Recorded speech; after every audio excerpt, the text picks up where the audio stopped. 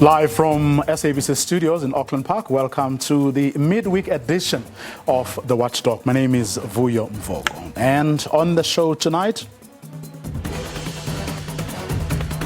Auditor General Tsakani Maluleke giving her latest findings of how government officials are managing public funds. Another public finances audit, another sad state of affairs. My first guest is the Auditor General on the report she tabled today before Parliament, and following her calls for oversight structures to now be more vigilant and to exercise their duties with diligence. We also speak to chairpersons of 2 parliamentary committees. I have the same questions as the head of the NPA. But moving forward, this is what we are doing to address this, because what happened in the past is completely unacceptable. And we know that there are a whole range of reasons. There were political reasons that these cases were not brought to court. They were not investigated. Members of Parliament's Justice Committee turn the heat on embattled NPA National Director Shamila Batoyi. We speak to one of the legislatures. But also, South Africa comes in for praises from the World Health Organization. All that coming up in tonight's edition of The Watchdog, which starts now.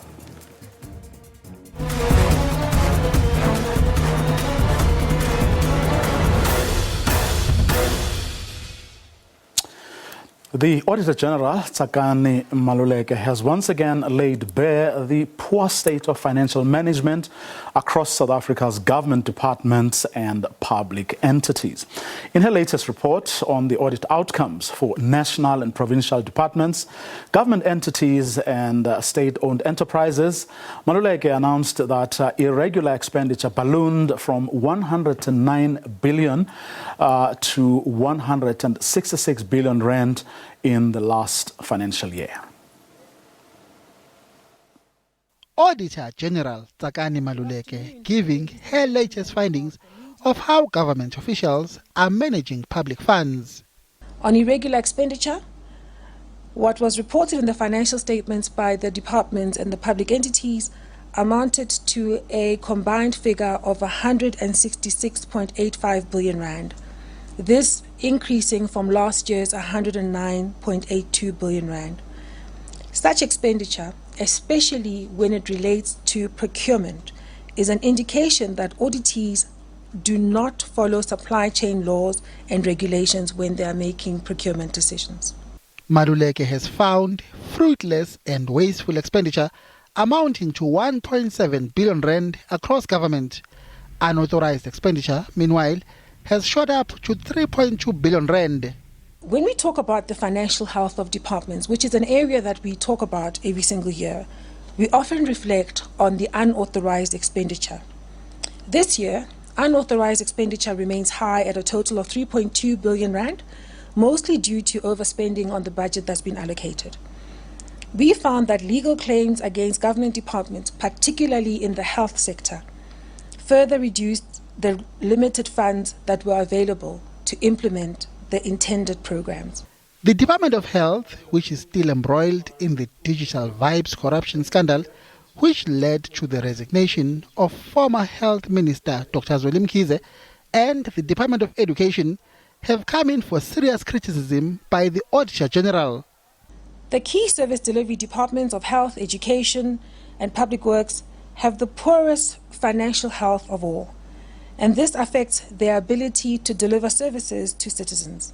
In total, these departments incurred 90% of all of the unauthorized expenditure I just talked about. Only the Development Bank of Southern Africa achieved a clean audit among the country's state-owned enterprises. Maluleke earlier told Parliament that she has referred numerous cases to the NPA, the Hawks and the Asset Forfeiture Unit to probe possible acts of corruption. Bongeni Mutwa, SABC News, Johannesburg. Well, let's welcome the Auditor General, Tsakani Maluleke. Good evening, Madam Auditor General. Thank you very much for your time this evening. Good evening, Vuyo, and good evening to the viewers. Thank you so much for having us on your show today. Now, overall, the audit outcomes you tabled before Parliament today reflect, and I quote, you say, an incremental improvement, close quotes. That characterization, AG, doesn't sound like anything really worth celebrating. Unless, of course, we want to keep the bar as low as the people who are supposed to do the job and haven't done it would want us to do.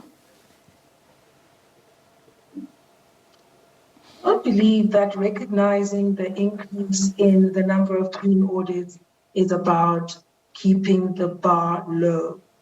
A clean audit outcome is important because it demonstrates that the public sector institution we're referring to has set in place the key controls and disciplines and in many ways the culture of at least running public administration in a way that's consistent with good financial management, good performance management, and good operational disciplines that allow us to stay within the rules that have been established.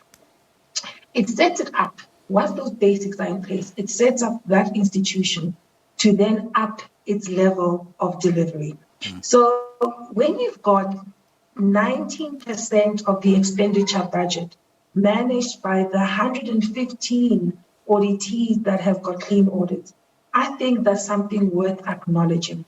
When you've also got 70% of the auditees, the departments and public entities within provincial and national government, having credible financial statements in place, that is something to acknowledge because that's an important step towards improved accountability, towards improved transparency.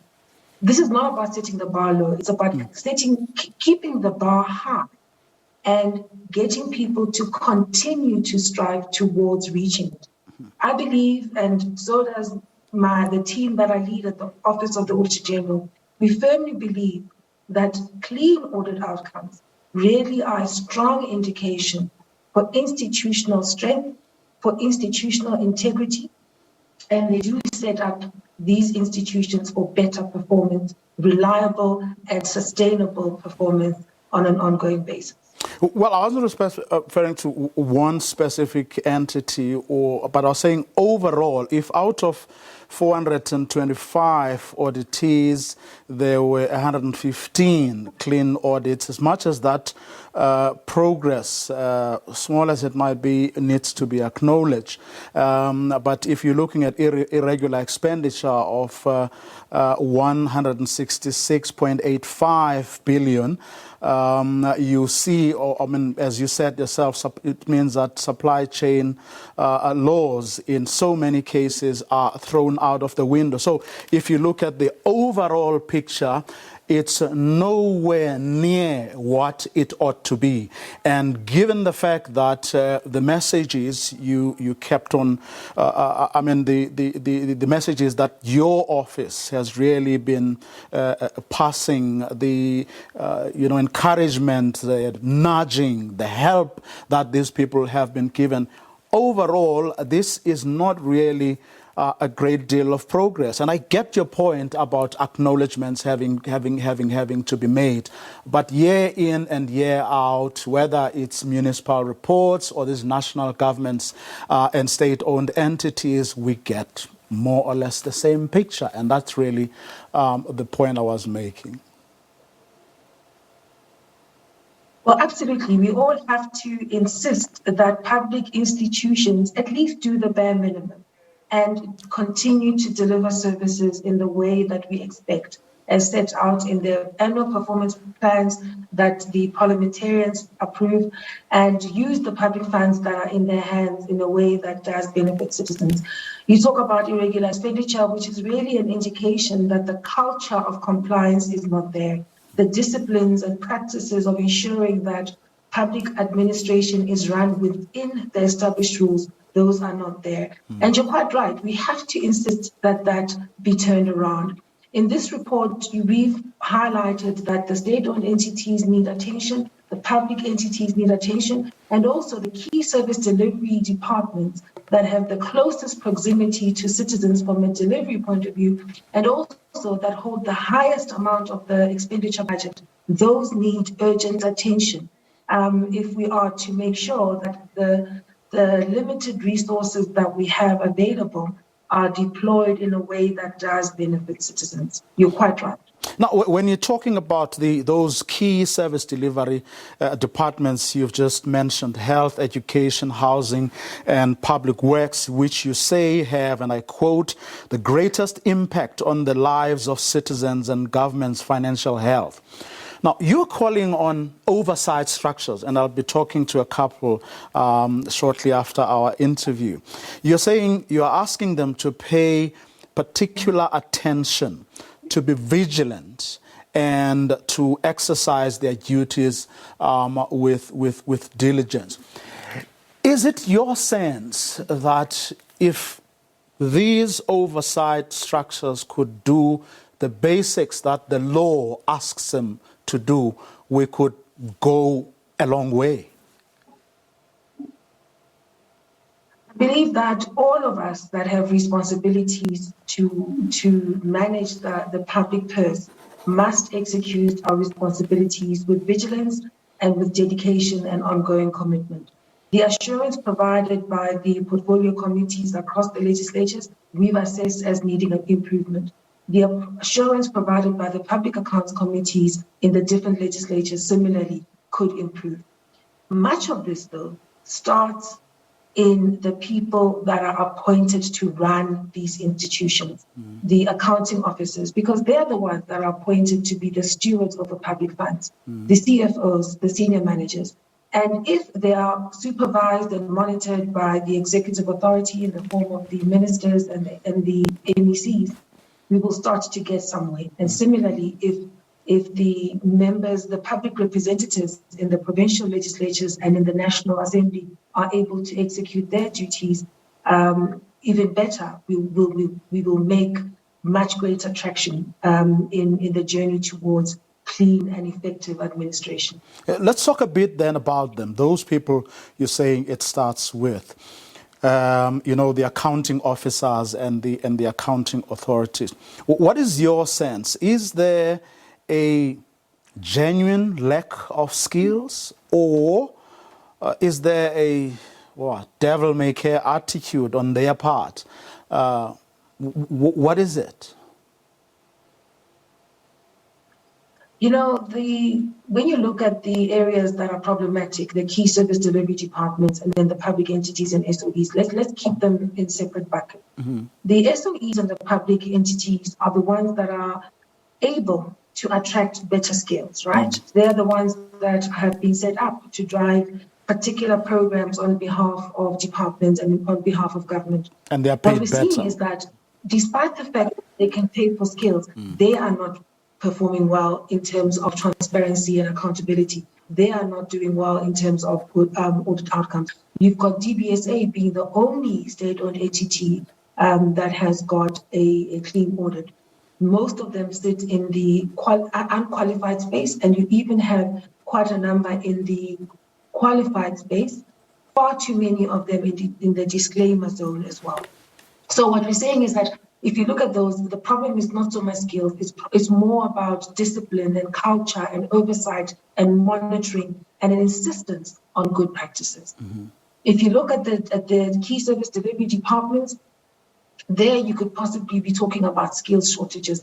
But in many instances, what we find is less about skills and competencies, especially in some of the finance departments, but more about the disciplines. So when we say to the people who must supervise accounting officers and those that must supervise CFOs, we say insist that these people that you've hired set up the key controls and have a way of monitoring that happens on a consistent basis. Because if you don't, you're going to keep staying in these undesirable audit categories. And that's what we're seeing, that the key service delivery departments have sat in the area of unqualified with findings, in that, yes, they may have credible financials that are published, but that comes after we've given them a chance to correct those financials. meaning that year on year, we are confronted with poor quality financials because their basic disciplines for financial management are not there. Similarly, their disciplines for planning performance and executing on their mandate doesn't work. Please pardon me, the lady I'm on call. Vuya, I'm so sorry. If you could just allow me to manage my situation, the difficulties of operating from home. But the point we're making is that we've got to make sure that those that oversee these departments must track and insist that basic controls are put in place and not rely on the Auditor General to come up with findings every year and we stay in the same space. We also must guard against being complacent. When a key service delivery department has unqualified audit opinion, but has significant findings and problems in the area of compliance and in the area of performance information, it tells you that there is significant work to be done in setting up a culture of delivery and ongoing performance, the systems, procedures, and behaviors that will ensure that on an ongoing basis, there are improvements in how that department operates. So we're calling for all of those that have responsibilities throughout the ecosystem to actually execute on their responsibilities. And then have you been able to put a finger on why, or is it for the same reasons? Others don't, submit on time or don't submit at all. Are the problems you've just outlined responsible for that too, or is it also an attitude problem?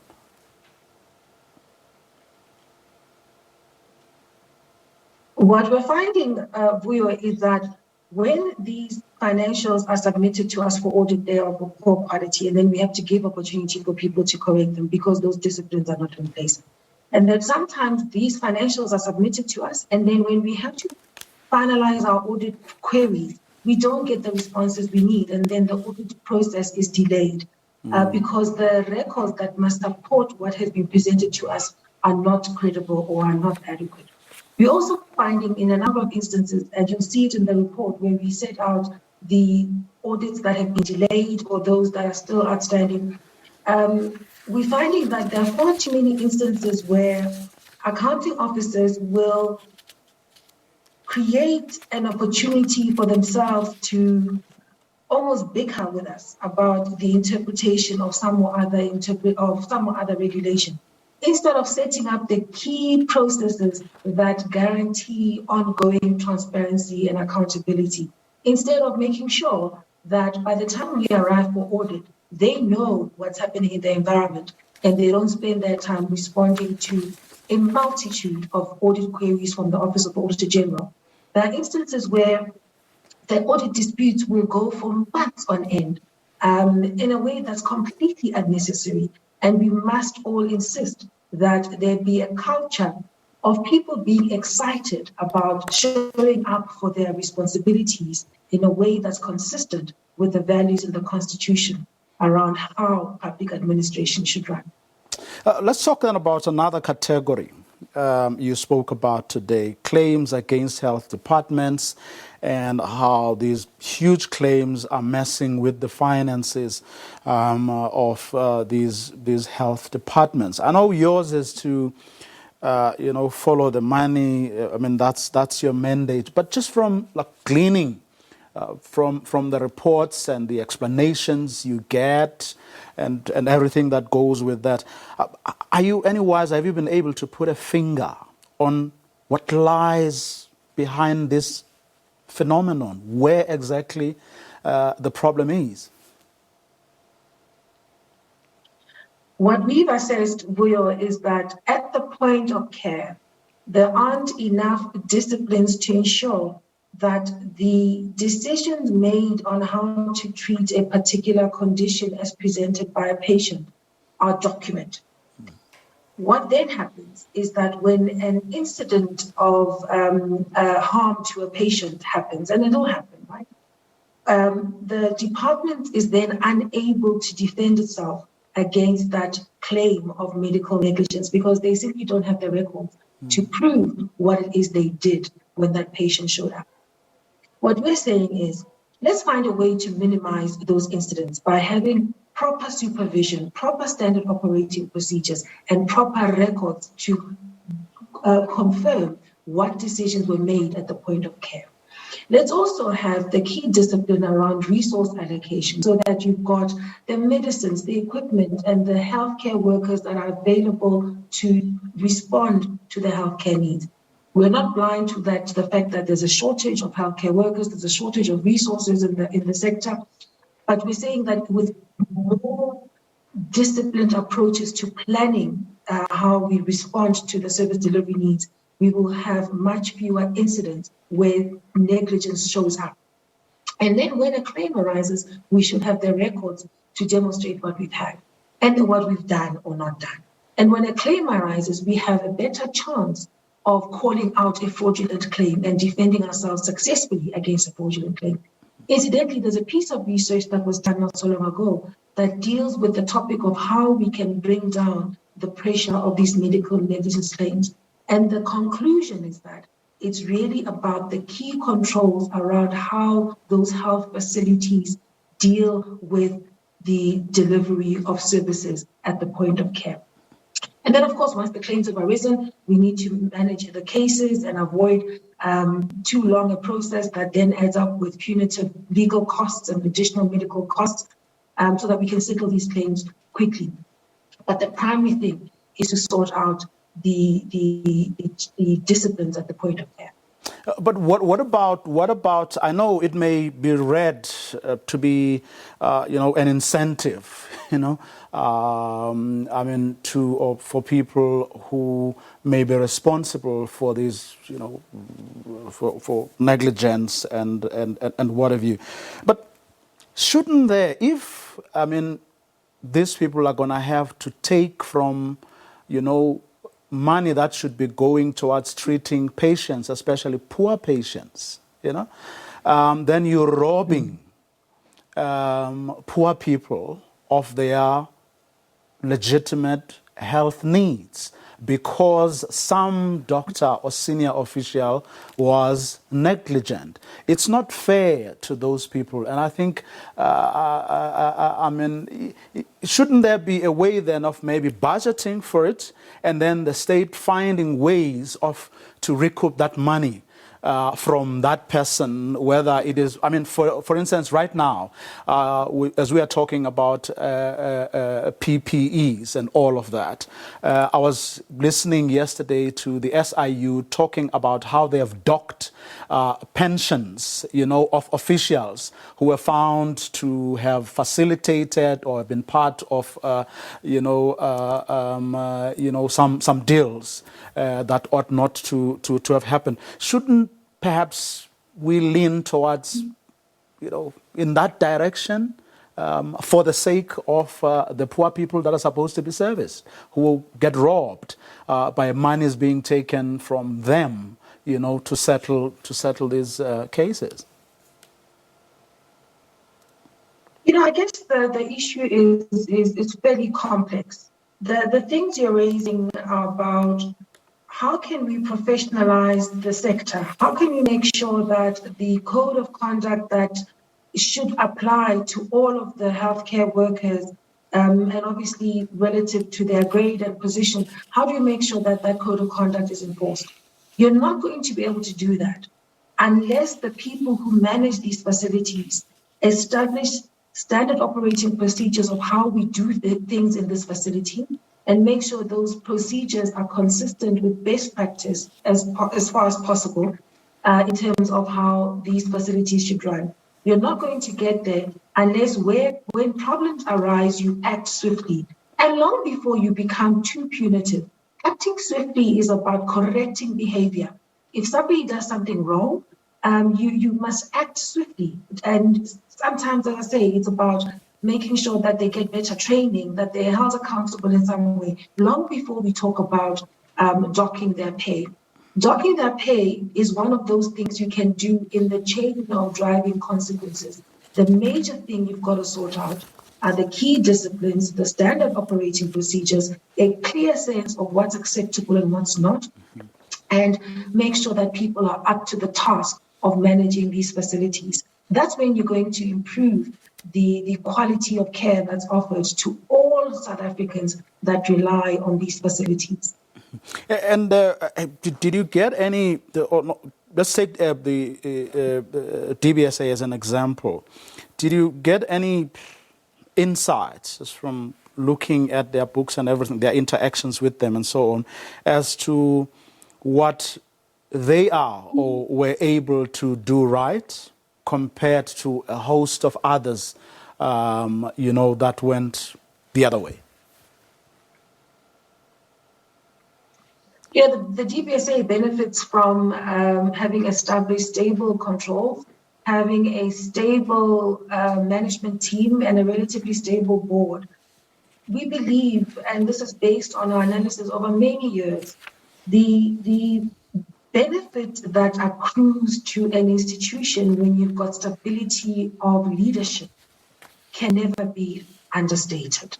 It is important that we recognize that we've got to have stable leadership responsible for these public institutions. And that's why DBSA year on year is able to attain its clean audit status.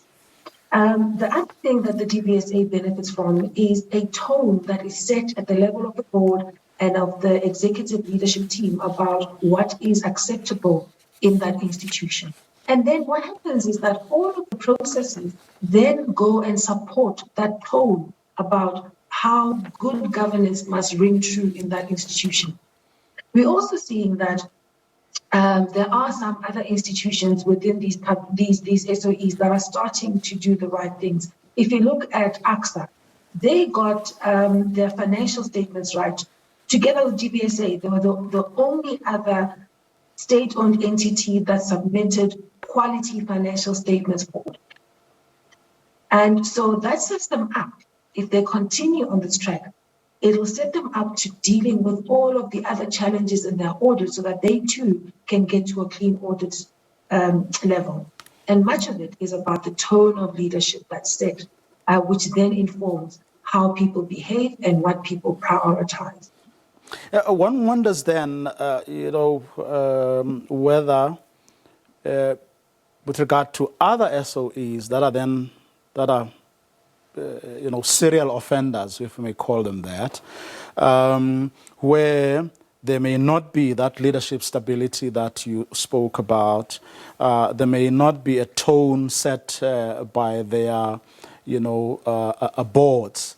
One wonders to what extent another contributing factor may also be decisions that get taken at very high political levels.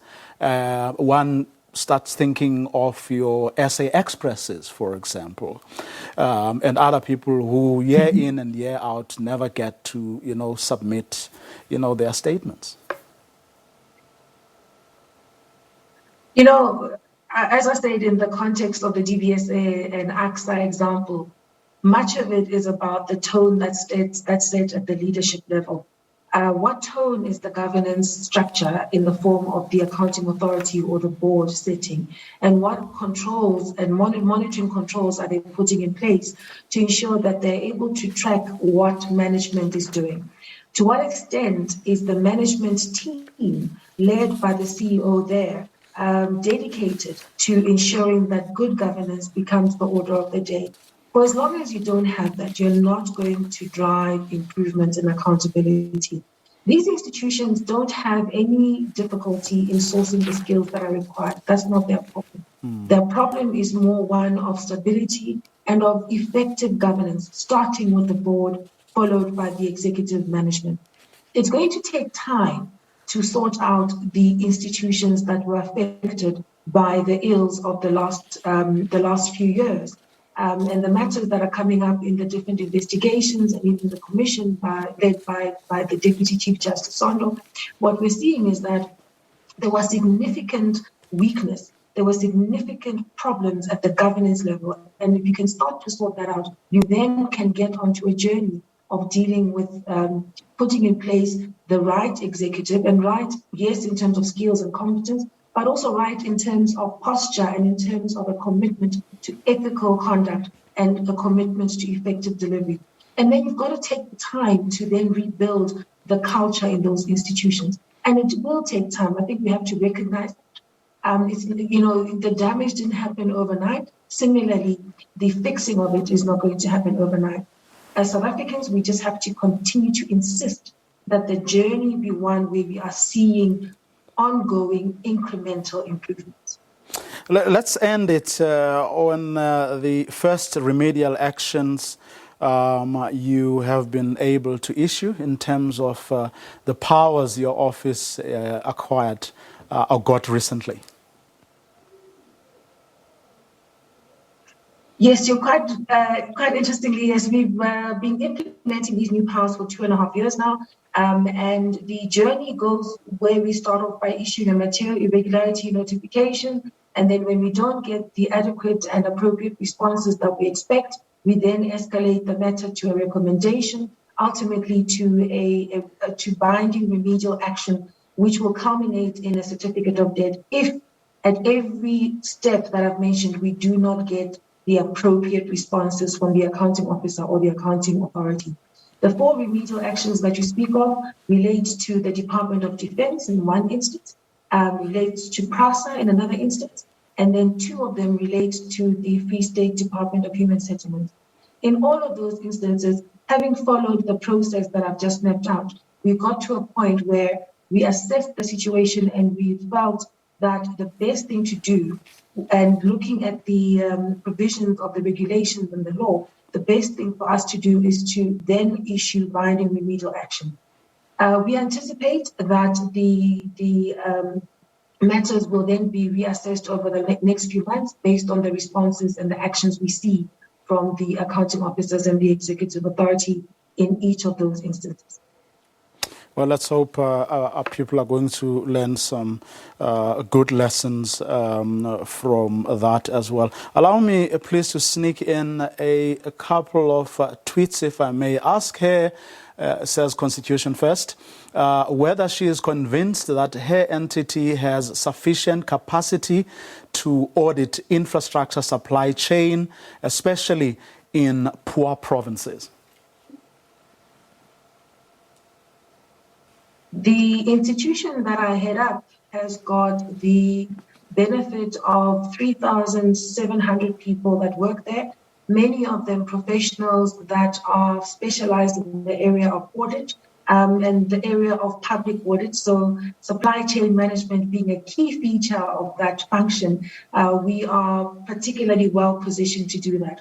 We have broadened our skills base over many years now to include engineers and quantity surveyors in our teams. So we have improved how we are able to assess the infrastructure, supply chain management processes, but importantly also, we're able to look at the projects that are being implemented in the infrastructure space. I would want to refer the viewers as well as the individual that's raising this to our report, which I'm particularly proud of, which deals with infrastructure projects and details a number of projects that we've identified that help us flag the key controls that need to be put in place if we are to drive better, improved service delivery. I would also want to add, Vuyo, that today we launched a preventative controls guide that deals with how infrastructure projects ought to be managed in the public sector. And we believe that that's one of the tools that can help accounting officers execute on their duties even better. So I do believe that we have the requisite capacity. We are continuing to deepen it. But if there are specific transactions that this particular individual is worried about, we have a mechanism where they can contact our office and make us aware of them. Okay, last tweet, you don't have to comment on it. Peño says she is very clear there is improvement, but a lot of work still needs to be done. Thank you very much, Sakani, for your time this evening. Really appreciate it. Thank you very much, Vuyo. Thank you for the opportunity. Good evening. Yeah. That's the Auditor General, of course, on the back of a report that she tabled today before Parliament. Now, in her remarks this afternoon, after tabling her report before Parliament, the Auditor General once again appealed to oversight structures to pay attention to the issues she is raising, to be vigilant and to exercise their duties with diligence. Well, my next guests are chairpersons of two parliamentary oversight committees. Sakumzi Somyo is the chairperson of the ad hoc committee on the Auditor General. He also serves on SCOPA. Kaya Magagla is the chairperson of the National Assembly's Public Enterprises Committee. Good evening, gentlemen. Thank you very much for your time. I'll ask you, Mr. Somyo, first, just what you thought overall of the report that the Auditor General tabled before you today. Well, thank you very much, Vuyo, and your listeners for having us into your program. In the first instance, we dearly appreciate the work done by the Auditor General, which has given rise into this report, which details the outcome on matters of improvement in as far as how the state resources are being handled, the way a number of institutions improvise to ensure that a control environment is sustained, though we would have loved to see more institutions who are sitting in the green in terms of improvement. That level is very critical for the credibility of the state institutions, more especially where you look into the public entities who are not doing that well to ensure that the fiscus, which is shrinking, is accounted for quite in a very detailed and intricate manner. And lastly, we would have loved that the South African populace would benefit from the interventions which are made by the state on such entities to ensure that their environment improves and they deliver on critical services that ought to benefit our own communities. Mr. Magagla, state-owned entities in particular have regressed, says the Auditor General. Yes, Vuyo, the situation is like that, but I think I need to put things into perspective first, just to narrow my scope. We are talking about the 128 state-owned entities. However, the Department of Public Enterprise, we only account to 7 of those. The majority of these entities don't belong under our.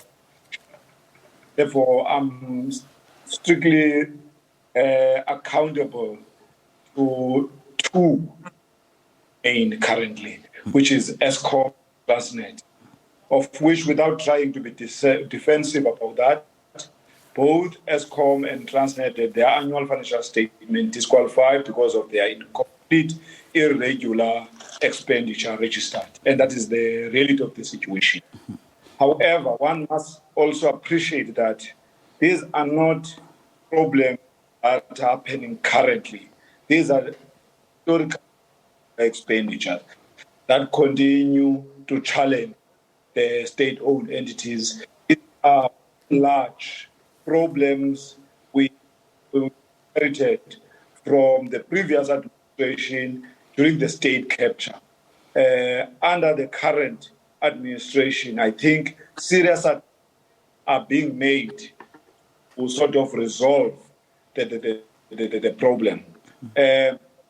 If I can just zoom to one particular problem, while we are busy trying to improve the situation, the problem actually lies in the framework designed by the National Irregular Expenditure Framework. The manner in which it's written, it makes it very difficult for the current administration, these public enterprises, to account and improve the situation. Secondly, we still have, when you deal with this glaring problem of the state capture, one will not reach on and you see the results. It takes time to improve the situation. One of those problems still have who have been putting these problems for the benefit of private entities that were trying to capture the state. They are still hidden in those departments, in those entities. As we continue doing work together with security forces, we in these people with them.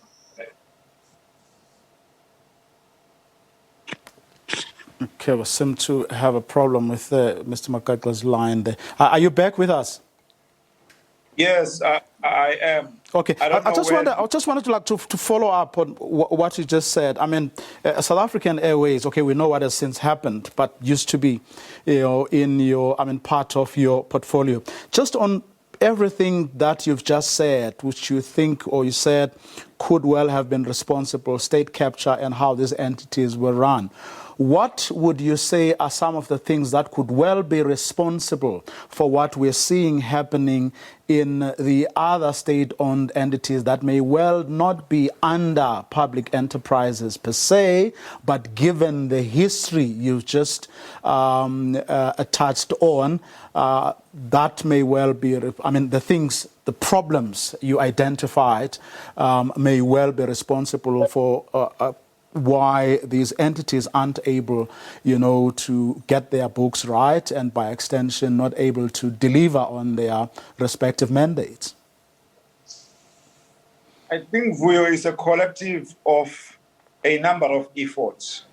One is that, as I'm talking to you now, there is a process between the National Treasury and the state and the Department of Public Enterprise in order to sort this expenditure, the regular expenditure framework, the manner in which it's designed, so that it can assist the department to fight all these irregular expenditures. Secondly, the sooner we deal with those individuals that were implicated and involved in wrongdoing during the state capture, to squander and all those funny things that we're doing, the sooner we pin those individuals out of those, but including people who are unemployed, not qualifying in order to do this wrongdoing. All those individuals, the more they are being identified and dealt with by both the SIU, by both the DA, by the department itself and these entities, we will be in a position to deal with this problem. Also, on our side, as people who are supposed to play an oversight role as the legislative arm of the state, we have to be strict in terms of being clinical to read and follow these issues with the entities. Mr. Somyo, are you, and I'm talking about, when I say you, and I'm talking you collectively as, a portfolio and standing committees of Parliament, are you being clinical about these things? Do you really, are you really and hammering this on the part of members of the executive, that this situation really has to change? We can't be, sitting year in and year out, or every time the Auditor General releases a report and just, whinge and moan or lament about these things. Are those conversations even happening behind the scenes to say, guys, we've got to deal with this, it's got to come to a stop? Vuyo, last week we were at the post office exactly for that reason.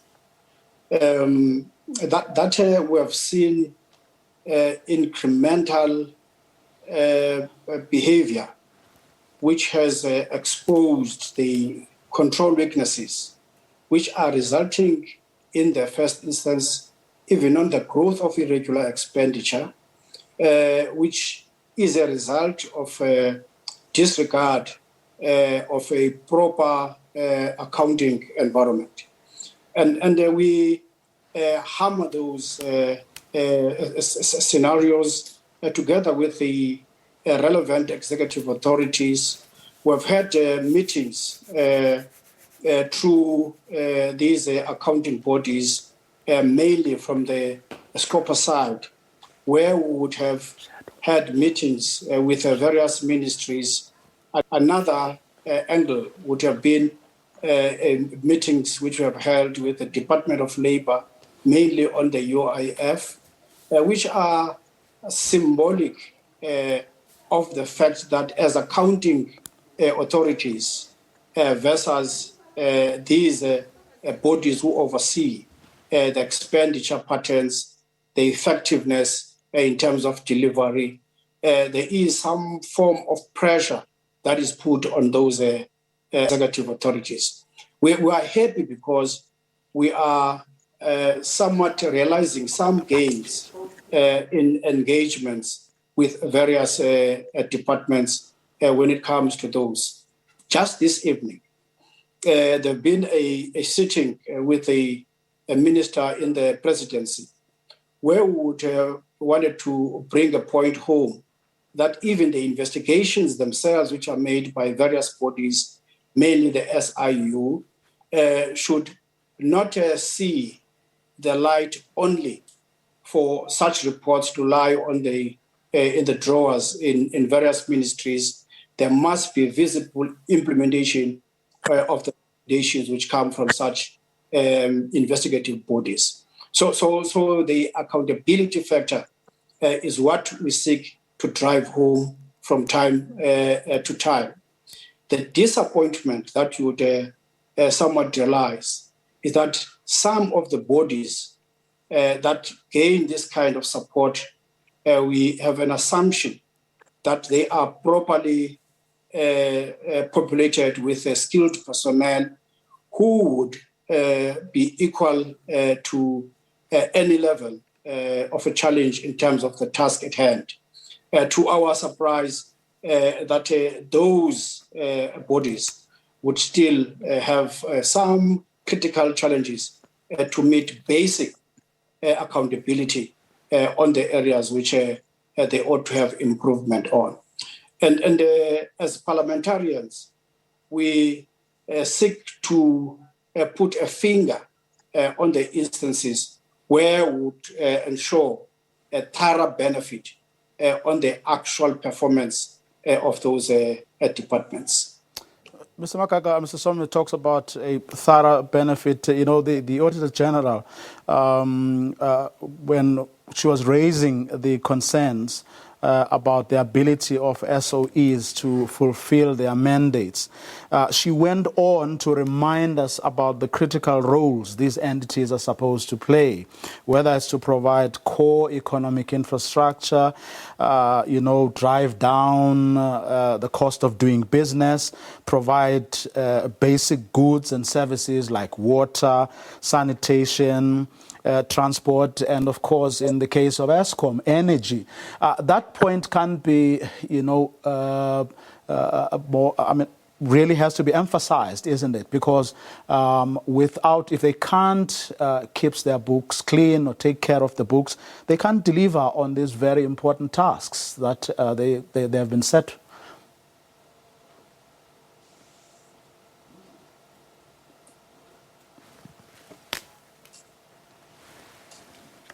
Okay, we seem to have a problem with that line there, Mr. Makaga, who is the chairperson of the Portfolio Committee on State-Owned Enterprises. Just one a quick one from you, Mr. Somyo, to really close off. If there were things that, we're heading into a new year, and, we're coming out of a very desperate year where, again, COVID-19 really affected people badly. We're now seeing record high unemployment levels, which then means that the little, that is in the kitty, the little we, that we have, has to really go a long way. What would be, or what have been, or just as senior, leaders in the legislature, what do you think needs to happen, and how do you make sure that these controls are indeed put in place? You're as vigilant as the Auditor General is asking you to do, so that, the little money that this country has goes where it is supposed to go and can buy as much as it can possibly buy. Well, yes, that is a very critical question, because there is a budget set by government which goes to various departments or entities. That budget has got timelines and specific performance areas which ought to be fulfilled by each and every recipient of such amount in terms of appropriation. There should be no failure to ensure that those targets are met. We're already on the third quarter of the financial year, which in the month, which is termed in terms of the public sector, dead month, December, January. If there is failure to implement such programs as a fast and agility which is required, then the government would have failed. If you look into what the Auditor General has outlined in terms of this audit outcome, how those departments which are key on service delivery have performed on infrastructure provision, you would find out that some of them have gone even further to spend more than that, more than they have. Meaning, therefore, they are putting such departments on accruals for the new financial year. They are spending what they don't have. And there are some of those departments, very crucial departments, who are spending far less than what they have been allocated, which is injustice in as far as the outlook of expected expenditure and the benefit of our own communities on those areas which are allocated for such expenditure. Would urge the departments to look at that, and that expenditure to be somewhat improved, and the level of accountability to as well be improved, such that there is a sustained observation of the accountability cycle, which would create credibility on the government's financial management and the areas that ought to see the light for those who perform as executive authorities and accounting authorities and take that responsibility high on their own agenda. There is no money, and what we have must be accounted for diligently. And the expenditure thereof should be on the areas which have been identified. Any other thing is injustice. And that's where we're going to leave it. Special thanks to Sakumzi Somyo, who is the chairperson of the ad hoc committee on the Auditor General. He also serves on Parliament's SCOPA. Kayama Gagla is the chairperson of the National Assembly's Public Enterprises Committee. And that's our show for this evening. Do join us again tomorrow night, 8 p.m. sharp. Good night.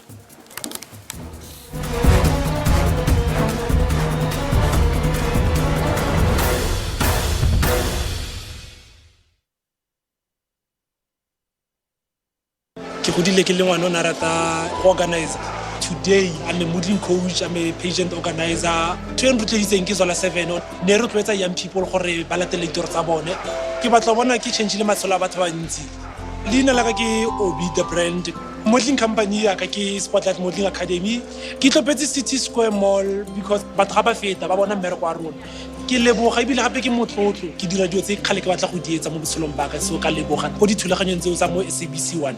Fellow South Africans, we've set ourselves the target of vaccinating 70% of the adult population by the end of the year. If the majority of us choose to get vaccinated, I'm vaccinated against COVID-19. I did this for my family. The power is in your decision to stop the spread of the virus. Make your contribution.